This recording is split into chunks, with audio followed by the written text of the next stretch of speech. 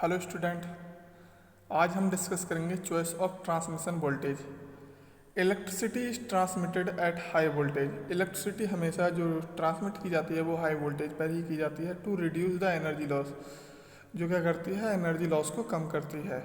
Which occurs in long transmission line, जो कि long transmission line में अकर होते हैं। अब इसमें हम एडवांटेज देख लेते हैं, advantage of high voltage transmission. इसमें फर्स्ट पॉइंट क्या है, efficient transmission of larger amount of power. इसमें क्या करते हैं कि लार्ज अमाउंट में पावर को ट्रांसमिटर कर सकते हैं और वो भी काफ़ी एफिशिएंसी के साथ। इसमें क्या होता है, इन अ 3 phase AC system power is calculated. जो 3 फेज पावर सिस्टम में जो पावर को कैलकुलेट करते हैं उसका फॉर्मूला क्या होता है, P = √3 BI cos phi। It is clear that, ये हमें बिल्कुल साफ बता देता है for a large amount of power, कि जो लार्ज अमाउंट ऑफ पावर है to be transmitted a lower voltage, कि हम लोअर वोल्टेज पे ही ट्रांसमिशन लाइन का यूज़ क्यों नहीं कर सकते। इसमें हम एग्जाम्पल देख लेते हैं। एग्जाम्पल में हमारा क्या है, ट्रांसमिशन पावर है वो 200 मेगावाट है। अगर पहली कंडीशन में हम 11 kV यूज करेंगे, 11 kV लाइन अगर यूज करते हैं 200 मेगावाट ट्रांसमिशन पावर के लिए, तो उसके लिए cos phi क्या होगा, हमारा 0.8 लैगिंग होगा। उसके लिए हमारा ये फार्मूला है P = √3 VI cos phi। इससे हम करंट को कैलकुलेट करेंगे तो क्या होगा, I = P/√3 V cos phi। तो हमारी पावर कितनी है, 200 मेगावाट। 200 मेगावाट हमने पावर लिख दी यहाँ पर, और अपॉन में यहाँ पर √3, और कितने में हम करना चाह रहे हैं 11 kV में, तो 11 kV इंटू 0.8 जो पावर फैक्टर है। तो उससे हमारी करंट की वैल्यू कितनी आई, 13,122 एम्पियर। ये क्या है, करंट की वैल्यू बहुत ज़्यादा है। और अगर हम दूसरे केस में देखें, अगर हम 220 kV में अगर इसका ट्रांसमिशन करें तो क्या होगा, इसकी करंट की वैल्यू cos phi = 0.8 सेम रहेगी दोनों।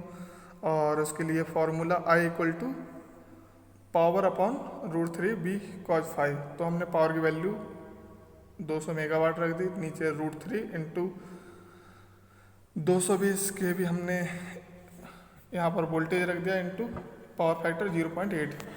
तो हमारा I = कितना आया, 656 एम्पियर, ये लगभग में होगा।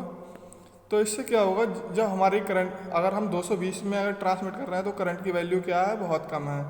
अगर हम 11 kV में ट्रांसमिट कर रहे हैं तो क्या है, करंट की वैल्यू बहुत ज़्यादा आ रही है।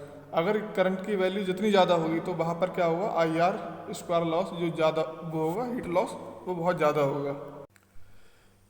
इसलिए हम हाई वोल्टेज ही यूज करते हैं। नेक्स्ट हमारा है सेविंग इन कंडक्टर मटेरियल। इसमें क्या होता है, जो हमारा कंडक्टर होता है वो उसका भी सेविंग करता है। Current carrying capacity of conductor depends on the diameter.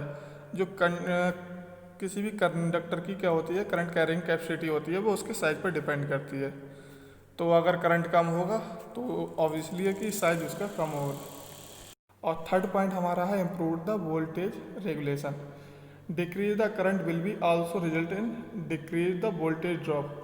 जब हमारी करंट की वैल्यू कम होगी तो वोल्टेज ड्रॉप भी कम होगा, जिसकी वजह से क्या होगा, हमारा वोल्टेज रेगुलेशन कम होगा। तो वोल्टेज रेगुलेशन वाला फार्मूला क्या होता है, BS - BR/BS। यहाँ पर BS क्या है, हमारा सेंडिंग एंड वोल्टेज, और BR हमारा रिसीविंग एंड वोल्टेज। तो as voltage drop is decrease the difference between sending and receiving, इन दोनों के बीच का जो डिफरेंस है वो कम हो जाता है, जिसकी वजह से क्या होता है, वोल्टेज रेगुलेशन इम्प्रूव हो जाता है। इसकी कुछ लिमिटेशंस हैं। फर्स्ट है कॉस्ट ऑफ इंसुलेटर इंक्रीज। इसमें क्या होता है, जो इंसुलेटर की वो कॉस्ट होती है वो इंक्रीज हो जाती है, और ट्रांसफार्मर की भी, और उसमें स्विच गियर जो प्रोटेक्शन का सिस्टम होता है, लाइटिंग अरेस्टर का भी होता है, उसका भी कॉस्ट इंक्रीज हो जाता है।